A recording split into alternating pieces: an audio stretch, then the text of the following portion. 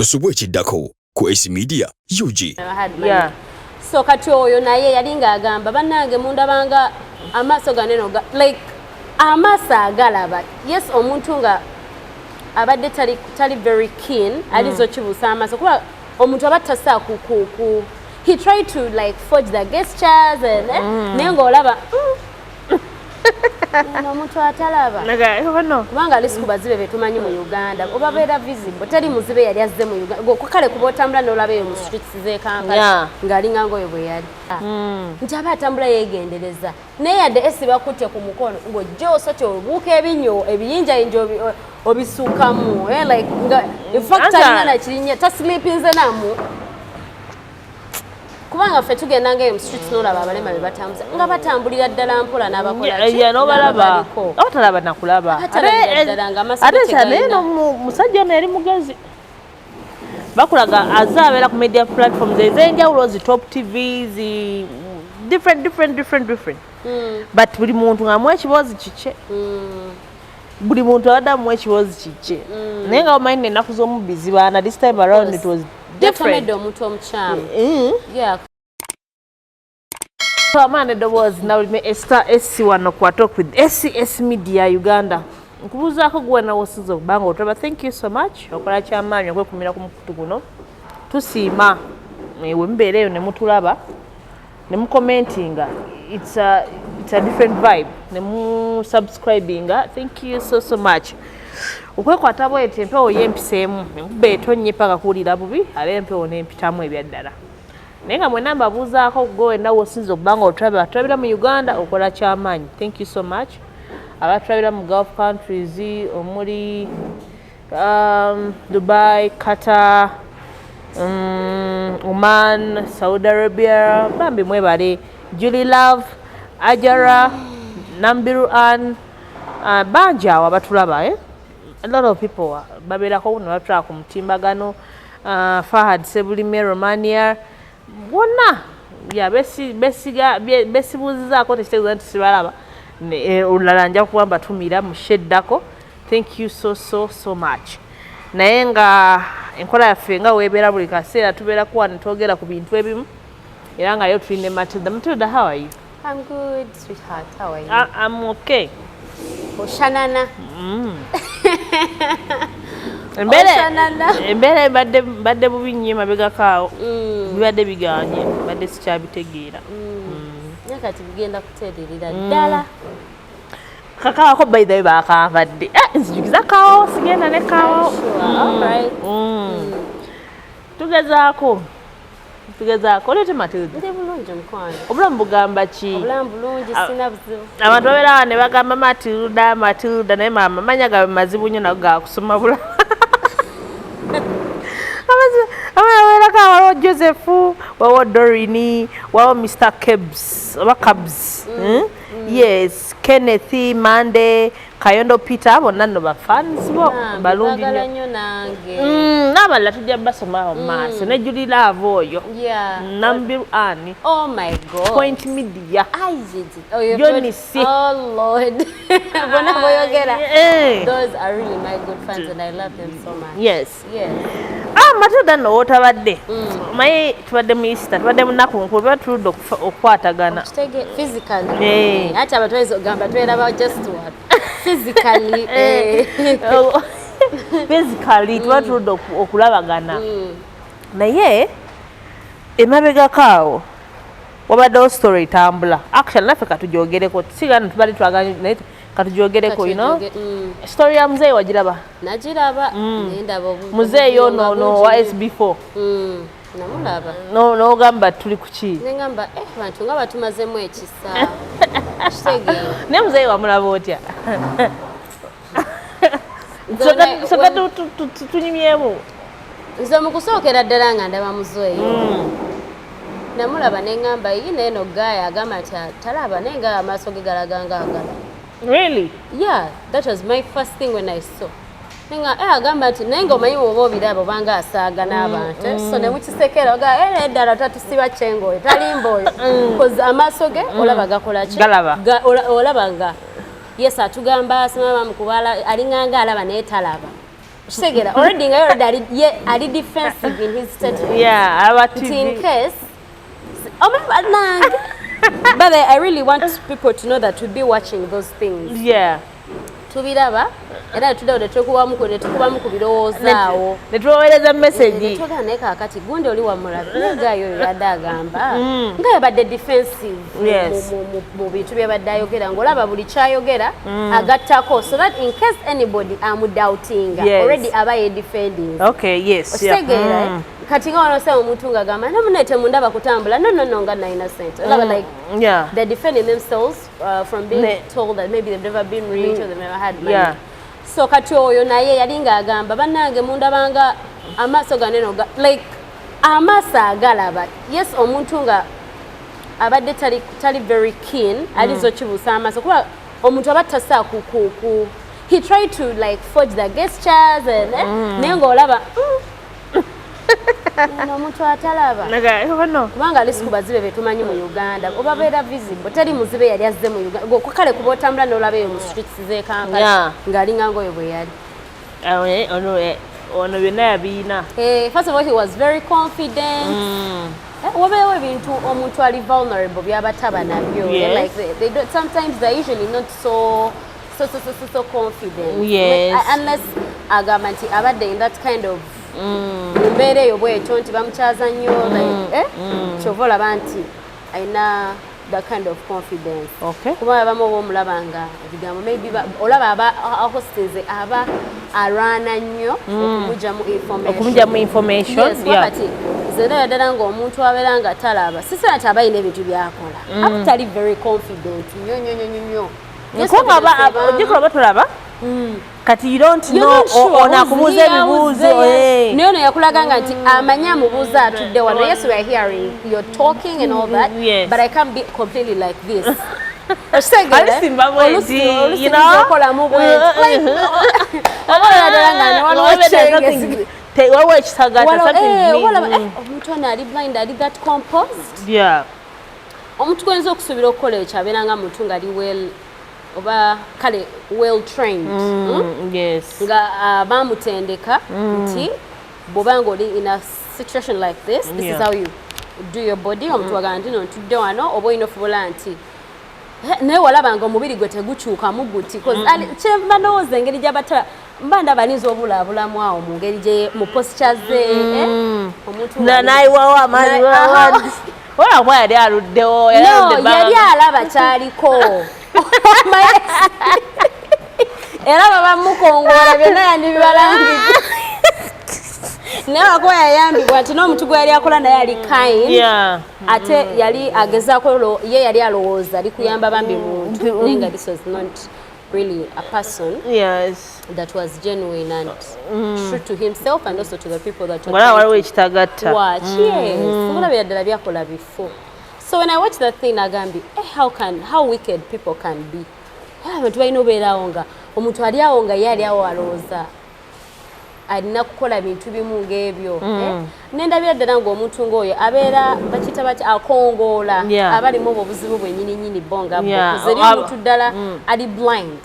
nga they've never gotten a chance to meet SB4 okitegeera maybe or any other social media person ayina platform ey'amaanyi so nga bali eyo their family their people they wish babeerako kozo platforms so abantu nga bomba balabanga abakongoozi abali very unfair they're playing with vulnerability balowooza it's funny si kyakusekererwa magezi nnyo oba mugezi nnyo si bugezi ekyo kuba na mutima mubi tujjuke batugamba nga dda nga tuli baana bato bw'oba olabye omulema toseka era nga tosobola kusekera era omuntu yenna asekera kitegeera olabye omulema olabye n'amagoye biki ebyo naye kimanyi wali era abantu paka nakati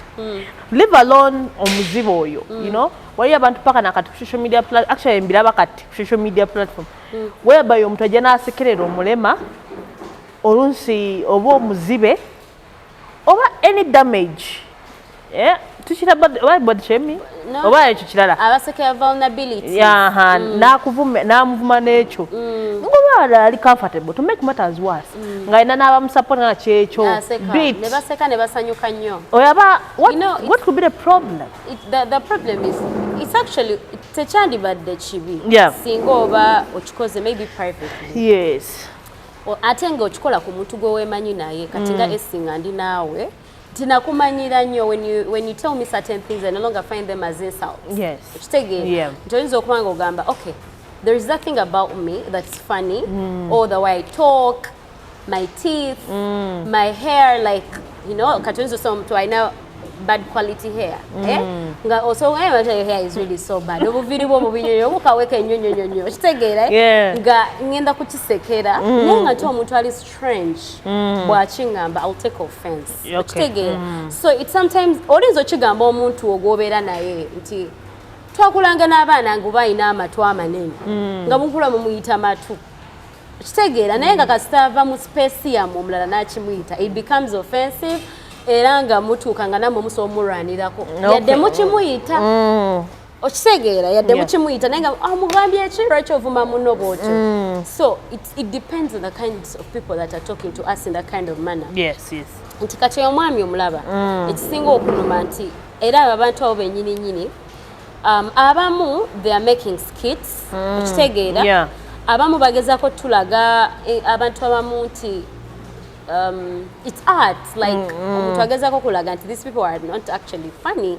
okitegeera abamu ne bakifuula ekyokusekererwa kubanga nti oba ne balaba omuntu engeri gy'atambulamu so there was a video I watched on social media you know social media is like eringanga theatre woba olina byoyagala okulaba gwogenda bugenzi n'okola ki nochanolinga kati balaze nti omulema yali mu kagaali ng'atudde kitegeera then ne bakuba amasasi you get kati ne balaga I'm going to share with you that video but I really found it funny like okay this is not funny nti kisesa tusekerera omulema but it's funny how nti bakulaga nti obuzibu tebumanya yadduka he didn't even run namulaba the way he was running it was just too funny no you can't help it you get so obatogano like no I'm not laughing at the lame because if I found him in his wheelchair mbangena kola chi oba mbadde nachigera muwa or something like that mbangena chikola nekatista obango badde ogena chikola there's something like that happens ogero omuntu adduka emisinde omuntu banengenda okuyamba so omuntu yabeera akulaga nti by the way not everyone that's in a wheelchair or anyone that's coming out to present themselves vulnerable is actually vulnerable abamu bayisawo byabwe waliwo wano eno omwana gwe badde balaga mu kibuga atambula nga ayavula omwana mu kirayi mu kaspeedi nnyo bwe bati n'atambula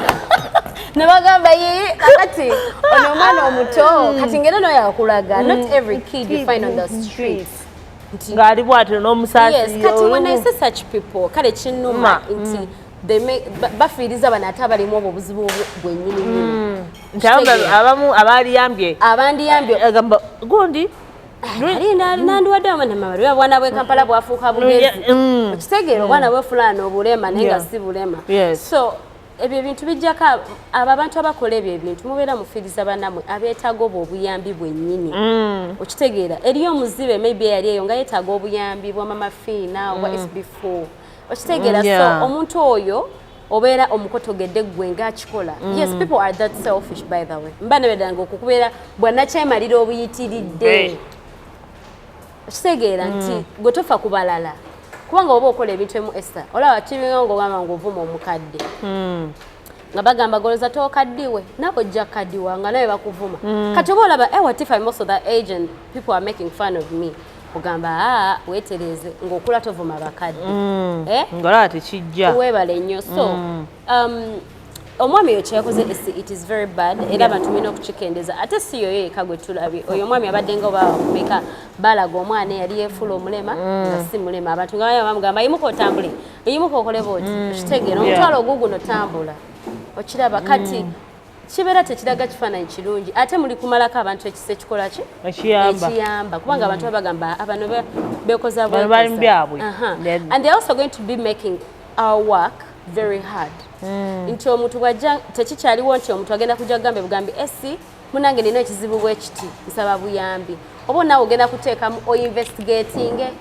omanye is this person ono omuntu byayogera bituufu oba naye ayiyabiye because trust me I don't think SB4 can freely help people like that not nti oba kusaba sente but ogamba taneza okumala ga hosting omuntu nga tamaze mukolako investigation okitegeera nti before he even posts a video I know so kaneza okujana ku recording yes naye nga tagenda mala gakola ki ga releasing yafunyemu ebizibu bingi okitegeera omusajja byayogedde byabadde bingi nnyo kyayinoonye credibility abantu badde bamanyi ng'omuntu omulungi kati eriyo omanyi waliwo abasigadde nga bakkiriza naye mulimu olwedda badde tebamwagala so nga olwedda balina kuteekawo that bad so much kati babeera bagenda kujja bateekawo that thing nti omuntu atakwagala oba omuwadde basis ey'okukyayira ddala luli abadde takwagalira bwereere yes of course we really tetweguya nnyo bantu naye era tekisanyusa kubanga omuntu akukyaye okitegeera kati oyo abadde yamukyayira obwereere yafunye oba abadde yafunye watandikira before he released that clear video and all the investigations that he did yafunye nga olaba ono bulijjo alimba naki n'abantu oba kitegeera bulungi mama fina alina akantu ke yagambyewo nti yalabagayi ng'atambula ng'olabira dda steps engeri gyazitambuzaamu omuntu atalaba tasazikola nti aba atambula yeegendereza naye yadde esibakutte ku mukono ng'ojja osoti obuuka ebinyo ebiyinjayinja obisuukamu like nga infact alina nakirinya tasleepinze namu kubanga ffe tugenda ngaeyo mu street n'olaba abalema be batambuza nga batambulira ddala mpola n'abakola abatalaba nakulaba ate kyanaye musajja ono yali mugezi bakulaga azabeera ku media platforms ez'enjawulo zi top tv zi different but buli muntu ng'amuwa ekiboozi kikye buli muntu abadde amuwa ekiboozi kikye naye nga omanyi n'ennaku z'omubbi zibaana this time around it was different omuntu omukyamu yeah because omanyi ogenda n'okola ebintu ebibi ngoza tebali kukwata oba tebali kutegeera naye munange era bamala ne bakola ki bakwata so people should be very mindful yagana ajja musabira aziba amaaso oba kiraba nageze n'empulira ng'agamba simanya nga SB4 is okay I think oba to the chairperson kati kwegamba buli kimu kyabadde very dramatic balaga omukulembeze ow'ekitundu yenyigidde mu bulimba kati we should we trust chairman twesigani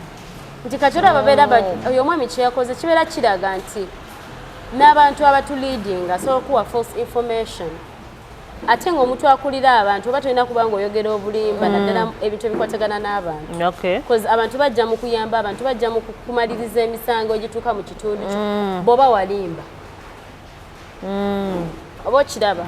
so omwami era nekyamanyi kyalagidde ddala nti bakyamaani kati tuyinza otandika obbeeraliikirira naye bakyamaani twabeeraliikirira dda kyamaani abasinga ndabye nnyo incidences ez'enjawulo nga bakyamaani baafuuka bizibu bebo ezo era zonna zowulira ez'ettaka ezo bazibeeramu n'atundira ddala ettaka nga limanyi lyatunda siriye ne baguza omuntu najja n'akwegana nagamba nze wandabako nze asinze ettaka n'alitunda emirundi 3 naye nga kyamaani waagu kyalo so we have a problem with ndala baba abali sijja kwogera nnyo bano bali waggulu naye tutandikire wano kale abatandikira wano waggulu bano simanyi bakansala simanyi ba LT1 biki bafuuse buzibu batutawaanya nnyo however nga tuzeeyo ku Mzee ye Mzee nange yakoze ekisookera ddala tubadde tutunuulira ebibi ebyakibaddemu ayagala kulemesa abalala abateekeddwa okuyambibwa ebituufu okiraba ekyokulala atadde yeyongedde expenses mulimu gwa munne okitegeera nti sente zataddewo muwa investigatinga adde eno neeri ayagala oprovingira bafanzi be nti bannange omusajja ono si bituufu byayogera he was spending money okitegeera yes omuntu nawoba na sente nyingi nnyo omuntu waspendinga ku bintu byowulira nga maybe tebyandibaddewo if you had been more careful oba owulira bubi okitegeera so amafuta bagamba ewala akoze investigations zino na zino akoze kiri na kiri okitaba okuprovinga nti no I am actually very innocent ono musajja byayogerako musajja yemuyaye banange waliwo na kino I also found out this oba okiraba ate nayongera n'omulimu gwaffe ogukalubya nti kati Esther tokyasaba kumala gayita wano muwala kujja kuwa mboozi olina okumanya mpozi wagambye ovulirawa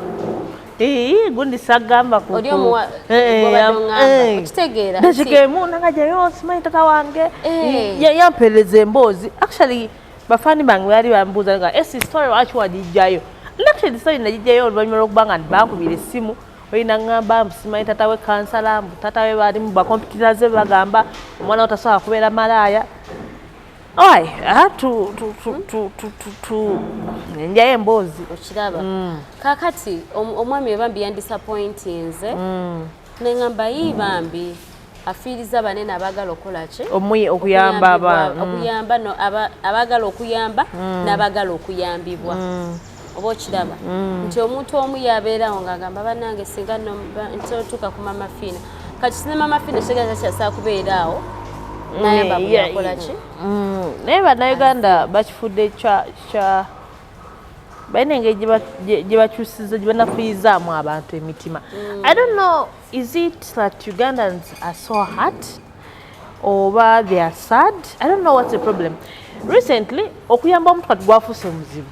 To make matters worse,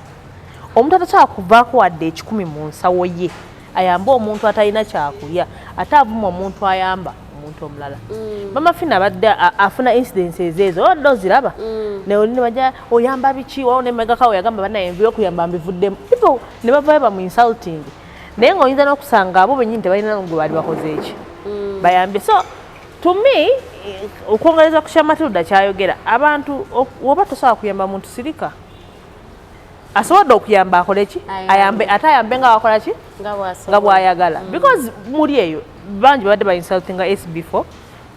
simudefending because we are in the same business no naye nti badde bingi nnyo naye nga kyakola n'abalala tebasobola kikola. We have a lot of tulina bangi bameka bali ku platform zaabwe abakola kyakola.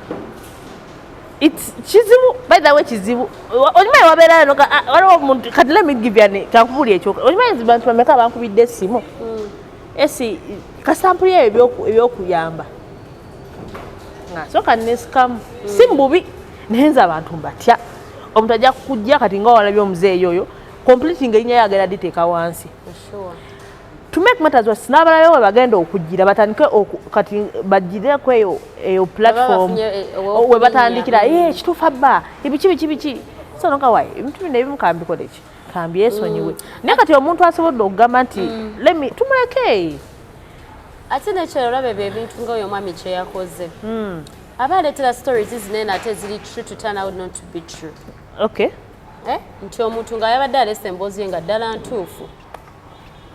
kati aba yino nekifaananyi kyo naakola ebintu ebyo oyo gayo banaye ebintu byaleeta biba emboozi ebeera concocted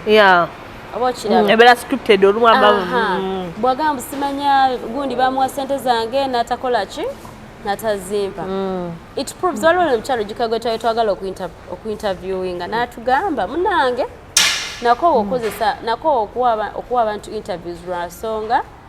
omuntu omwa interview ate ye nno ng'ali mu buzibu obwaddala kati nga agamba nti awa abantu interviews ne bazikolezaako okufuna ssente ne bawayo enamba zaabwe ne bamukozesa they use her vulnerability to make money out of her kati ate nga ye ayina eyo perception kati oyo omukyala ng'oyo bw'alaba oyo gaye bye yabadde ayogera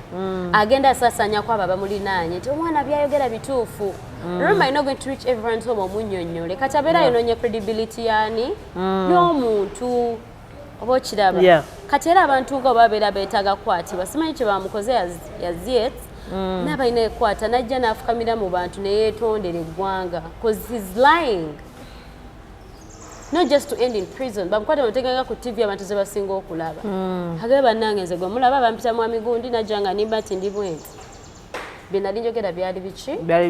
bikyamu era nayo nenyeleyo omuntu era ndikusasunya ndi mukomera emyaka 3 kati n'omuntu aleyo nga badde akifumbo kikola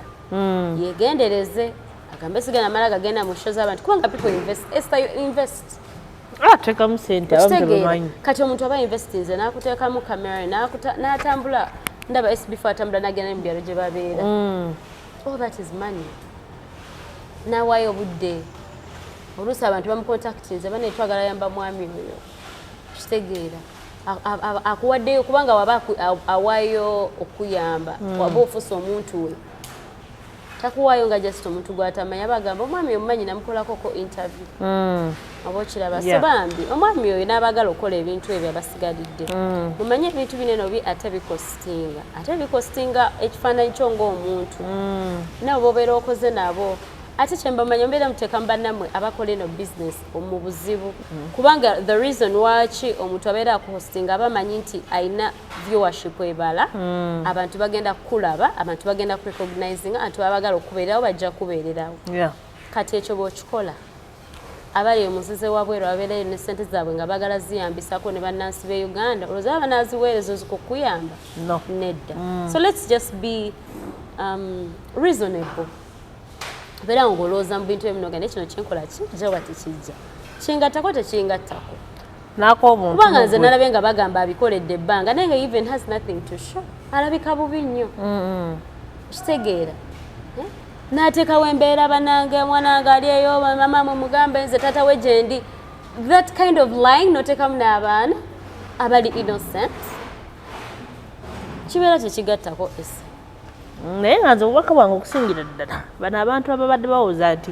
sente z'omuzibe simanyi muzimu tubabuuza mwataddeyo mmeka ate let me tell you omuzibe tajja kusho kufuna sente banaye mwenna abali mukimwina okukimanya nammwe abagala okujja ngo bahostinganga tetubayita oba tebabayita bonna bonna babayita ekyo ku different platforms okujja nti mutule wano mu butebe oba muyina gye babeera babasanze okubawa sente this is not a business, this is not a job for you to do oba kitegeera wano omuntu aba akuyambako bantu wulira ddoboozi lyo bantu sharinga experiences kuzaamu balala maanyi na ssuubi nti omuntu ali eyo nga talina ssuubi probably oyina emboozi egenda okuwa omuntu omulala essuubi nti munange ate banange temulowooza nti n'ebintu eby'ennaku ennyo bye tubeera tunyumya bikyakwasa nnyo abantu ennaku abantu eddi balina ennaku already tusinganwako omuntu abeerawo ng'atambula naye nga alina ennaku naye ng'oli akulira oyo ganaga kati ono ennaku agimanyiiko ki olwonze njogere ki so don't be coming here thinking nammwe mwenna abalaba abafollowinga ne mulaba ebintu bino temuddawo ne mulowooza nti buli muntu gwe baleeta ne bateeka wano olufulumamu bw'ati ekisawo ky'essente kigenda kikola ki kigenda mugoberera nedda people are just sharing experiences people just want others to know that you're not alone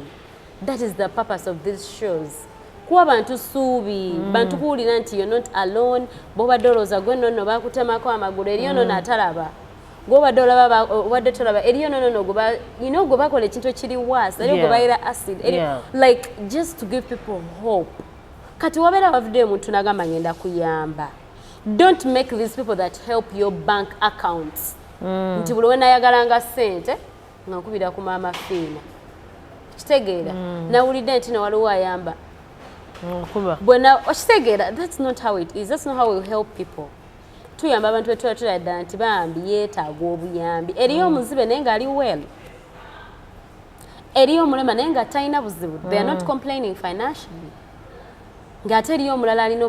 alinza obba nga yeetaaga that money more than that specific vulnerable person gwe bolina that particular moment so bambi mulekeo taking advantage of people's hearts because ese omuntu waba asobola ozanyisa omutima gw'omuntu ayamba oyo omuntu aba mutemu nnyo kuba abantu abayamba kati batono nnyo abantu bali very selfish economy eri very hard omuntu agamba ate nze nkwate mpe emitwalo gyange ebiri nga nange sinnalya omwana tanaddayo ku ssomero naye oli waba agambye nti kanerekereze ezo sente omuntu zabakoseza oyamba oyo omuntu asobola zikolamu ebintu ebirala don't take advantage of those people please mugenda tumalako abantu abayamba fena tetutuukiridde naye tuzanyisa muntu akwata kake kalina n'akasharinga n'omuntu omulala because it's not easy naffe ffennyini abaleekana badde bakuwaga Mzee tetwakuwadde wadde ekikumi tetulina yadde ekikumi if you're in prison you're there alone tetukumanyi tolina impact gye waleka mu bantu okitegeera you are not woba wabadde oyagalagezaako kumenya mukulu SB4 you're wasting your time because sigwe yamuzimbira erinnya lye ate we yakubye paka ate we yali ng'akola erinnya lye teyatandikidde ku show gye gwani golaba yaluzinzeemu no you know SB4 lost in a way nti eri abantu balina okumala okukonvinsinga ennyo nti the guy story is not true eri abantu abamu nga tagenda laba these videos zeyakoze eki zeyazzeemu later on agenda okuwulira obuwulizi thank you so much kino tubeera neno ne tukola videos omuntu yena akatinga mu just kawulidde akamusanyusa nga tagenze laba the full video on YouTube nakuvumira oko nakujerejera oko everybody nti oba olumwa kuba omuntu atekamu ssente mu show ye ate agikolerera abeera onalowooza ku kintu kyokola kino nakiri nakiri n'avuga n'agenda n'anoonya people that are really in need and they need help era n'abafuna kati omuntu ng'oyo aba amuleetera okuluzinga abantu ababadde bamutrustinga with that specific job okitegeera nti munnange oba oyagala abantu ab'okuyamba abaddala kati kanwe example teri abantu ng'agamba oba oyagala okuyamba omuntu ebyaddala oyagala okufuna omuntu ow'okuyamba omutuufu contact SC you get what I mean kati omuntu kasagera naga bannange ate mulowooza SC tebamugambeko ekibuzi nti abadde akyazanga Matilda naye nga beeyogera alimba bwe bituuka ku bali era abadde bagambanga oba oyagala ate ng'agenda munnange nno twategedde ate kati SC byagamba emboozi ezimu teziba ntuufu zibeera concocted olaba eyo chain bwegenda ng'etambula negenda ng'etambula ng'eranda ogenda like luli obadde otambulira ku speed ogenda nga speed ekendera okitegeera kati banane n'abantu bagenda okukizuula ng'already you've lost in that space abantu bwe badde bali awo nga akyaliko alimba atya bw'atyo ogenda omutuukako mukonvinsinga obudde obuyiseewo okitegeera ng'olina okuteekamu ennyo ate nga kati alina obbanga alina okujja yeewozeeko olwiki abadde takola bannange ono talinga bali abalala ono golaba Matilda mutuufu talimba luli abadde nga aleeta bulesi muntu we nasharing ekiboozi naye kati olina okusobola bannange twafunamu obuzibu wano kakati omuntu oli nga you need to do a lot of explaining luli ekitabaddeewo so nakyo kibeera kimuaffectinga as a brand oba kiraba kibeera kimuaffecting as a brand kati ebintu ebyo kyoba olaba nga abantu bwe batibaba balina bakwata ne bamuteeka mu stenseni naye yeetondera ensi yonna na buli muntu alina ka video akali negative oba n'akola mu stenseni bamuyimiza naga kati kamera zino zikusonzeemu eza buli mukutu Uganda weetonde byewakola na biki byewakola era lwaki wabikola era oli kusasulira otya okiraba nga Mzee mukambwe nnyo omuzee amanyi lwaki talina kye yaluzinze because he already had nothing I'm sorry to use that language but he already had nothing abadde already talina kyalina agundimnako bakajuza bulala okiraba abadde talina kyalina kati ye talina kye yaluzinze yadde oba oliawo nga ye ne results as expectinga naye lumwera balinkwata naye we bankwata ndikola ntya so ate nesinechane kyetulinayo kwegereza not everyone that comes and calls us and they're like hey, I want to come on your show they really want to come to make a change an impact oli abazze ali abamu abajja nga they are getting it as a golden opportunity to destroy you somewhere omu ajja kujja abalaba tulina bangi esi yansasula mbyogere kati bambi bafanzi baffe abatulaba nga SC Media mutusabireko kubanga tutumanya abantu abamu bajja nga bakola ebintu ebimu ebimu nga yazze kulaba nga badestroy so like bambi omugenda gufula omuzibu ate nga beetaga obuyambi bangi nnyo you're making the job really hard so awo tetugenda kusukaawo just tuba tugire tu naye nga tusaasireko mwami SB4 bambi sorry kwebisizo challenges zoyitamu si nyangu naye mukama azikuyisemu bulungi era ng'owangudde kuba tebinaba kuzikira bijja kuzikira but we pray that n'abantu boddamu okukyaza babeere nga bamazima nga tebalimba naffe watuwadde ekyokuyiga kati tukyamala gayita abantu betukola ki betusanze nti tumala kola investigation oboze ngo gamba oli malaya dda oli malaya weetundirawa bakumanyiiwo okitegeera nti si byakumala gagamba nze gomulaba ndi malaya if you're saying yolema obadde mulema kumala bbanga ki bakuzala n'obulema obufuna oba ofuna accident or something like that so bw'oba oyagala kuyambibwa kigenda kufuuka kizibimuko kuba kati tulina okukolanga investigations wafiiriza banno ababadde bafuna okuyambibwa okwamangu nti kati okuyambibwa kugenda kumala kunoonyerezaako omuntu ono gwe tuyamba ddala yani ebituufu ogamba olina kansa ddala olina kansa leeta medical documents ekitabaddeewo Okyaba SC. Omusajja yansulawo n'abaana ddala yakusulawo nabo. Taliyo ddala okakasa takuwa buyambi.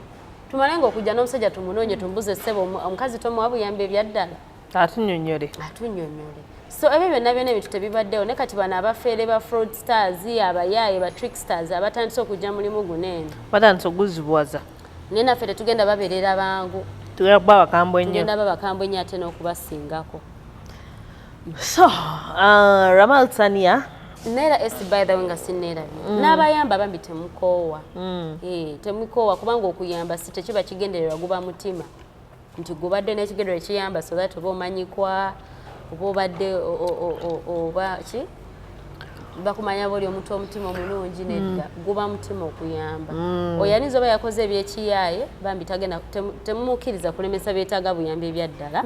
okubayamba. Yeah, so Ramal Tania asangwawe wandegeya gwe yagala okuya ku lusaniya olulungi oluwoomu oluki olwaddala olulimu how do they call it lwebawa obudde nga bategeka si kumala gafumbafumba basmat omanyi mukyere gwa njawulo basmat kapira waawo akateka wali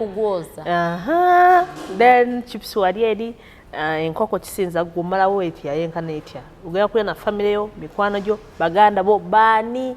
So Ramal Tania bukimu akikuleta ku bbeeyi entonotono. So mpirawo ku namba ye mpola mpola olusaniya n'alukutuusaako wonna wooli.